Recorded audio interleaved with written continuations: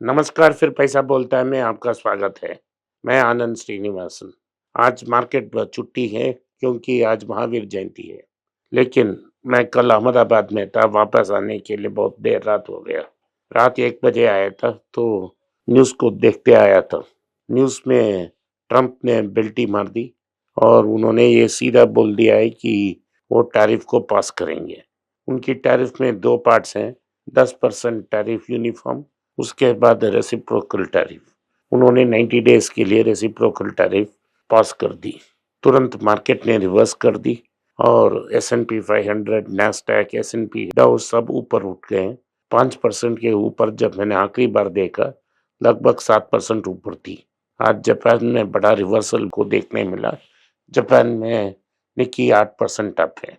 जिन ने हमारा advice follow करके Nike, Crocs, sketcher, Qualcomm, Google, Toyota, Honda in stock को कंसिडर किया, उन सब के लिए अच्छे दिन ज़रूर आ गए हैं। उन्होंने लगभग 10-15% ऑटोमेटिकली इमीडिएटली कमाया है। अगर थोड़े देर के लिए वेट करेंगे तो और मुनाफा आ सकता है। बर्कशायर हैथवे में भी बड़ा मुनाफा आया और इस सब को देखते हुए अमेरिका और जापान में जिन्होंने इन्वेस्ट की, उनकी अच्छी पोजीशन है। और 2 खबर हैं। पहला खबर ये है कि रिज़र्व बैंक के गवर्नर ने बता दी कि इंडसइंड में सिर्फ एक एपिसोड था, वो बैंक फेलियर नहीं है। एपिसोड का मतलब ये है, एक आइसोलेटेड इंसिडेंट एक बैंक में हो गया और उन्होंने मार्केट को ये बताया कि ये बैंक फेल नहीं होगा। इसके बावजूद मार्केट में चैटर था कि ये स्टॉक गिर रहा है। उन संजय मल्होत्रा ने कहा है कि ये क्यों हो रहा है, उनके समझ के बात है। हमने इस चैनल में आपको बहुत बार बोला है कि बैंक सेफ है, बैंक की नेटवर्थ सेफ है। इस क्वार्टर में प्रॉफिट बनने वाली है, शायद कुछ डिविडेंड में कमी हो जाए। प्रमोटर भी बड़ा तगड़ा प्रमोटर है, उसने अभी रिलायंस कैपिटल को पैसा देके खरीदा है और वो जरूर और पैसा डालने के लिए तैयार है। इन सबको मत में नजर में रखते हुए हमने ये कहा था कि आप इसको कंसिडर कर सकते हैं। वहीं संजय मल्होत्रा ने भी बोला है। तो सीईओ, सीएफओ और डिप्टी सीईओ, एमडी का चॉइस आरबीआई का है। आरबीआई किसी प्रमोटर का यस मैन को हाँ नहीं बोलेगा। तो अगस्त सितंबर तक ये बदलाव को हम एक्सपेक्ट कर रहे हैं। मैक्सिमम मार्च तक बदलाव हो जाएगा। तो अगर आप पेशेंटली इंडसइंड बैंक को एक्यूमुलेट करते हो तो आपको फायदेमंद हो सकता है। तो ये संजय मल्होत्रा ने कोड लैंग्वेज में यही बोला है कि ये बैंक में एपिसोड था, बैंक का फेलियर नहीं था। अब पहले 3 महीनों में फॉरेनर्स ने 1,40,000 करोड़ भेजा है और लगभग 2 lakh crore Indian domestic investors ने खरीदी है। इसमें 1,10,000 करोड़ डोमेस्टिक म्यूचुअल फंड्स ने, 40 या 50,000 crore insurance companies, 60,000 crore pension funds ने खरीदी और कुछ लोगों ने भी, रिटेल इन्वेस्टर ने भी खरीदारी की। इसको इसीलिए मार्केट की गिरावट एक लेवल में सिमट गई। क्या ये फाइनल गिरावट है? नहीं, क्योंकि अमेरिका में प्रॉब्लम अभी भी जारी है और 10% जो टैरिफ लगाते हैं वो इन्फ्लेशन को बढ़ाएगा। तुरंत नहीं बढ़ाएगा। ये फुल फ्लेम में, गैस में फुल फ्लेम होती है।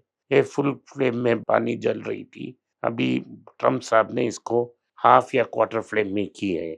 लेकिन ये 10% टैरिफ से अमेरिका में इन्फ्लेशन बढ़ेगा और जॉबलेसनेस को भी बढ़ावा मिलेगा, क्योंकि वेजेस ऊपर जाएंगे, क्योंकि लो लेवल इमिग्रेंट्स को आपने बाहर निकाल दी। चाइना के साथ कुछ समझौता नहीं हुआ है। उन्होंने चाइना पर 125% की टैरिफ लगा दी। चाइना ने बोल दिया हमें इससे कोई इम्पैक्ट नहीं है। उन्होंने अमेरिका पे वापस 84% की टैक्स लगा दी, 84% की टैक्स लगा दी और उन्होंने युआन को 2007 लो तक नीचे गिरवा दिया है। तो ये सारी एशियन करेंसीज में प्रेशर डालेगी। भारत की करेंसी जो 84 रुपया 80 पैसे तक गिरी थी, अब 86 रुपीस 70 पैसा तक पहुंच गई है। अगर भारत सक्सेसफुली compete करना चाहती है, मिनिमम 90 रुपया तक जाना पड़ेगा। तो इससे जो फार्मा प्रोड्यूसर्स थे, उसपे ते सारी क्लाउड्स थी कि परफॉर्मेंस अच्छा नहीं होगा, वो लिफ्ट हो गई हैं। आज शाम टीसीएस की रिजल्ट्स आएगी, वो बहुत वीक होगी। इसका इम्पैक्ट कल सारी आईटी सेक्टर में आएगी। लेकिन क्योंकि आज छुट्टी है, कल एक डबल बाउंस हो सकता है भारत की मार्केट में और ये वीक बाउंस होगा। उसके बाद अगले 45 दिन में रिजल्ट्स आएँगे, रिजल्ट्स ही मार्केट को ड्राइव करेगा। मैंने आपको कहा था कि सोने के दाम में इज़ाफ़ा होगा और ज़रूर होगा, लेकिन बहुत लोग चिंतित थे क्योंकि दाम नीचे गिरी, तो 3 दिन में दाम ऊपर आ गई। तो 3 दिन में दाम ऊपर आ गई, इसके लिए टेंशन होने से कोई फ़ायदा नहीं है। अगर आप मार्केट में रहना चाहते हैं, तो सब्र करना पड़ेगा। चार्ली मंगर ने एक बार कहा था, आपने अपने स्टॉक पोर्टफोलियो की दाम 50% ड्रॉप होने में अपने ज़िंदगी में 3-4 बार नहीं देखते हैं, तो और आप काम नहीं रख सकते हैं, तो आप इक्विटी या कमोडिटी में इन्वेस्ट मत कीजिए। तो इसके बाद 2-3 सवालात विष्णु साहब पूछेंगे, जो मार्केट की टेंशन में आप लोग ने पूछे हैं, मैं उसका जवाब हिंदी में दूँगा। So in the comment section, we have got a few comments asking for doubts. So regarding those, the first question is a viewer has commented saying that for the past 4 days I've been on the fear of gold falling, and as soon as it started going up, I feel so relaxed. Is what he says. So what is the type of mindset? Should this type of mindset should be in the market? मैंने इस video में ही बोला था कि अगर अपने जीवन में अपने पोर्टफोलियो को 50 से 60% नीचे नहीं देखे आप 2-3 बार, तो आप इन्वेस्टर नहीं हो। एक इन्वेस्टर जो है, मार्केट में क्या हो रहा है उसको नहीं देखेगा। मिस्टर मार्केट के बारे में नहीं सोचेगा। मिस्टर मार्केट ये एक मिथिकल कैरेक्टर है, जिसने बेन ग्राहम ने क्रिएट किया है। जब मिस्टर मार्केट एक्सुबरेंट होती है, तो सारे प्राइसेस को ऊपर निकलती है और जब मिस्टर मार्केट डिस्पोंडेंट है, डिप्रेस्ड है, तो सारे प्राइस को मार के नीचे आता है। तो अगर आप सक्सेसफुल इन्वेस्टर होना चाहते हो, तो मिस्टर मार्केट से अलग सोचना पड़ेगा। अगर गोल्ड में इतना रन अप हो गया 4 साल में, जो ₹2500 का ग्राम था, आज जाके ₹8560 में सिमट गया। From 2600 to nearly 8600 over the last 8-9 years. अगर 2-3 दिन के लिए थोड़ा पुल बैक है, आप नर्वस हो जाओगे, तो आप अपना पैसा फिक्स्ड डिपॉज़िट में भी रखें, आप मार्केट के लिए तैयार नहीं हो। जब मेरे पिताजी पहले बार टाटा स्टील को खरीदा, वो ₹10 शेयर ₹18 में खरीदे थे। आज ₹1.80 है। एक बार शायद एक बार बोनस मिल गया है, शायद 1 या 2 बार हमें राइट्स इश्यू मिला है, तो सब मिला के बड़ा-सा डिविडेंड भी हर साल मिलता रहा, तो हमारा कैश फ्लो पॉज़िटिव है। हमने 3 जनरेशन्स ऑफ टाटा को देखा है। पहले जेआरडी साहब को देखा था, उसके बाद रतन सेठ को देखा था, अब रतन सेठ का भाई नियोल को देख रहे हैं। क्यों 3 जनरेशन बोल रहा हूँ कि रतन सेठ और नियोल के बीच लगभग 20 साल का फासला है, तो दूसरा जनरेशन बन जाता है।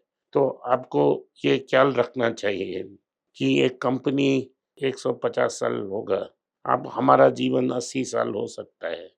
तो अगर आप उस कंपनी में पार्टनर बनाना नहीं चाहते हो, तो कोई फ़ायदा नहीं है।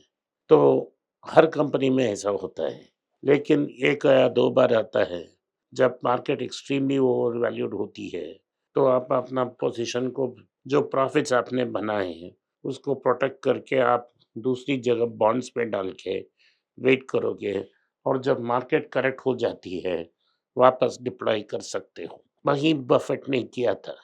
लेकिन हमारा और बफेट में ये डिफरेंस है कि हम जब बेचते हैं, पैसा को खर्च कर लेते हैं, सेफली इन्वेस्ट नहीं करते हैं। ये डिसिप्लिन हमारे पास नहीं है। जो हमारे क्लाइंट्स हैं उनसे मैंने बातचीत की है। अगर 5 करोड़ का बॉन्ड है, उसमें से 4 करोड़ वापस आ जाता है, 5 करोड़ वापस आता है, सिर्फ़ 4 करोड़ ही लोग वापस इसको इन्वेस्ट करते हैं और 20% वो खर्च करते हैं। इसीलिए मैं ये कॉल्स नहीं देता कि आप एक्सट्रीम ओवर वैल्यूएशन में अच्छे स्टॉक्स को भी बेच सकते हो। लेकिन उस काइंड ऑफ एक्सट्रीम वैल्यूएशन हमारा जो स्टॉक्स में नहीं आया है।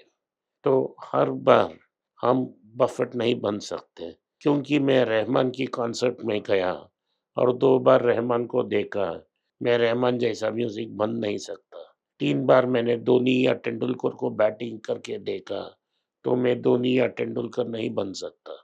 तो लेकिन इन्वेस्टमेंट में क्या होती है, आप लोग एक बार धोनी या तेंदुलकर को देखते हो और सोचते हैं कि मैं धोनी हूँ, तो आपको बेसिक सीखना पड़ेगा और अपने हिसाब से खेलना चाहिए। अगर आप इतना नर्वस हो जाते हो, तो उससे आपके मन की शांति के लिए आप सिर्फ़ फ़िक्स्ड डिपॉज़िट्स पे ही रहें। Okay, sir. Regarding IndusInd Bank, you've been saying this for past 1.5 month, and RBI governor has finally acknowledged what you said. He said IndusInd Bank issue is an episode; it is not a failure. So, yes, what's your take on it? मैंने उसी समय बोला था, bank failure yes bank जैसा होता है, जब आप कर्ज़ देते हो और वापस नहीं आता है। इधर उतना बड़ा प्रॉब्लम नहीं है। इसमें एक अकाउंटिंग प्रॉब्लम है और इसको अकाउंटेबिलिटी फिक्स करने के लिए भी उन्होंने बोला है।